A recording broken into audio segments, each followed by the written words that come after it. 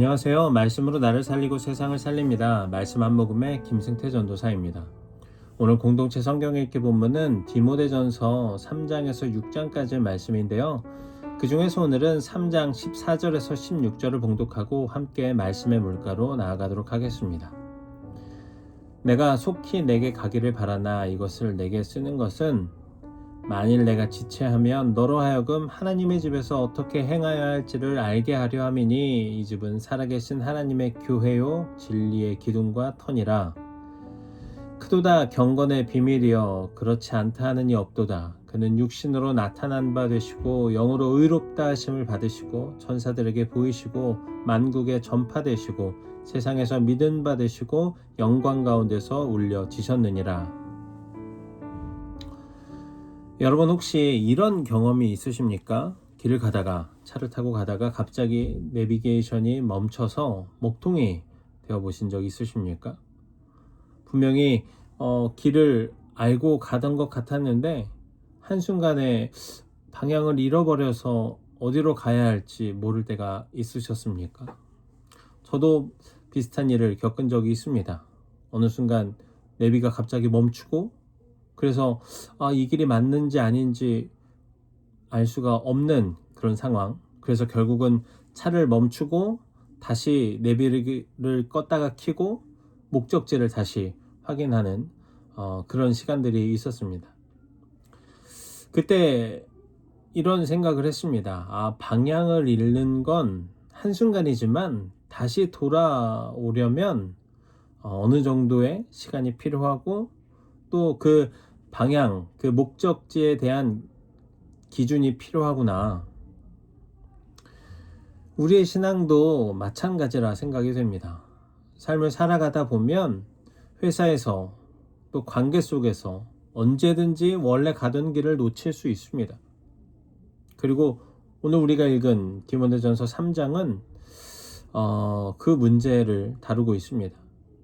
흔들리기 쉬운 시대에 흔들리지 않는 기준, 그 기준이 바로 경건의 비밀입니다. 바울은 먼저 교회를 설명합니다. 15절에서 이렇게 말씀하고 있습니다. 만일 내가 지체하면 너로 하여금 하나님의 집에서 어떻게 행하여야 할지를 알게 하려 함이니 이 집은 살아계신 하나님의 교회요 진리의 기둥과 터니라. 아멘. 여기서 말하는 하나님의 집은 건물이 아니라 우리가 함께 모이고 함께 만들어가는 공동체를 말합니다. 그러니까 우리에게는 바로 요셉 청년부가 그런 공동체입니다. 세상은 계속해서 흔들립니다. 가치관도 사람들의 생각도 삶의 기준도 계속해서 빠르게 변해갑니다. 그런데 하나님은 교회를 뭐라고 부르십니까? 진리의 기둥과 터라고 말씀하십니다. 즉 다시 말하면 우리는 이렇게 흔들리고 빠르게 변하는 시대 속에서 흔들리지 않고 변하지 않는 진리를 붙잡고 사는 사람들이라는 것입니다. 그리고 바로 그 진리가 경건의 비밀과 연결이 됩니다. 16절에서 바울이 이렇게 말씀하고 있습니다. 크도다 경건의 비밀이요. 그리고 나서 바울은 이 경건의 비밀에 대해서 설명을 하면서 이것이 도덕이다라고 말을 하지 않습니다. 경건은 착하게 사는 것이나 열심히 사는 것이다 라고 말하지도 않습니다. 사도 바울은 경건의 비밀을 뭐라고 말씀하고 있습니까? 그것을 예수님으로 설명합니다. 즉 경건의 본질, 그 경건의 본질은 우리의 성취가 아니라 그분이 어떤 분이신가에 달려 있다는 것입니다.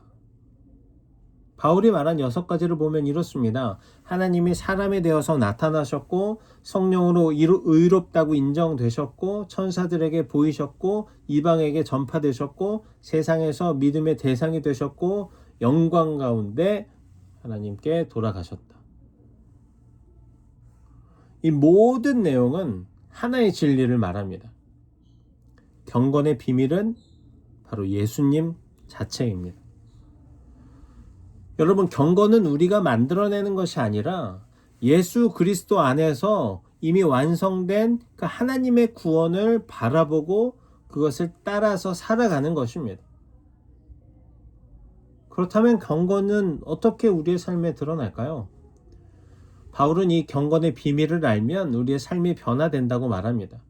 우리가 예수님을 아는 만큼, 예수님을 바라보는 만큼 삶을 흔들리지 않고 정직한 방향으로 나아가게 됩니다.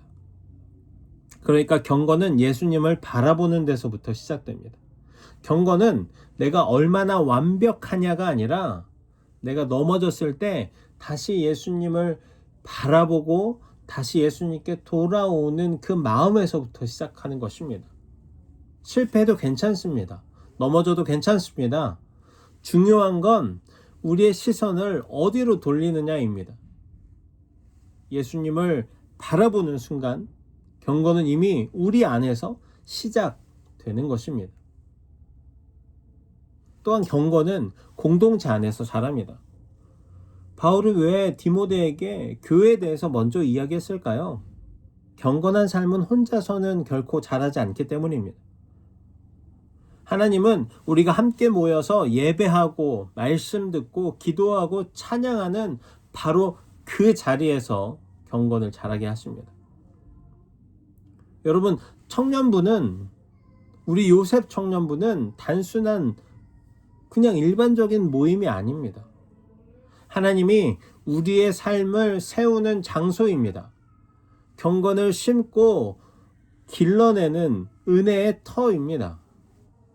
그러니 여러분, 우리 요셉 청년부를 마음을 다해서 사랑하기를 바랍니다. 마지막 경건은 세상 속에서 드러나야 합니다.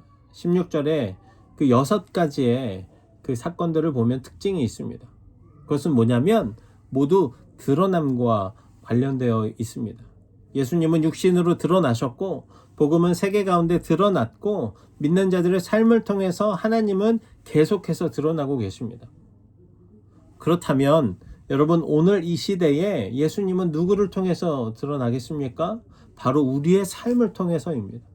우리가 직장에서, 가정에서, 만나는 사람들과의 관계 속에서 그 말과 행동과 선택을 통해서, 태도를 통해서 예수님을 드러낼 때에 그것이 바로 경건의 비밀이 살아 움직이는 삶인 것입니다.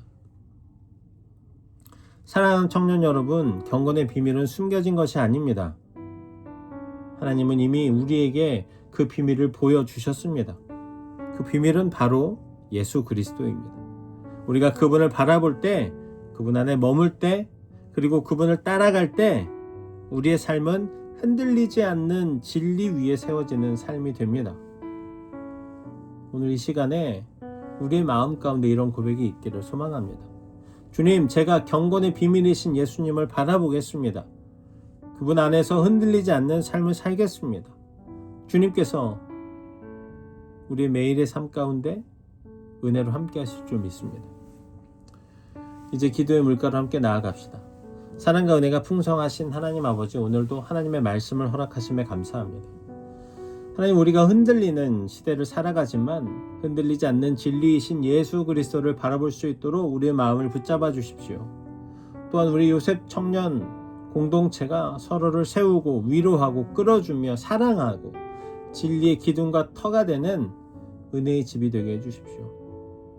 우리의 삶의 자리가 우리의 말과 행동과 우리의 태도 속에서 예수님의 인격이 드러나게 하시고 경건의 비밀이 우리의 삶을 통해 선명하게 나타나게 해주십시오.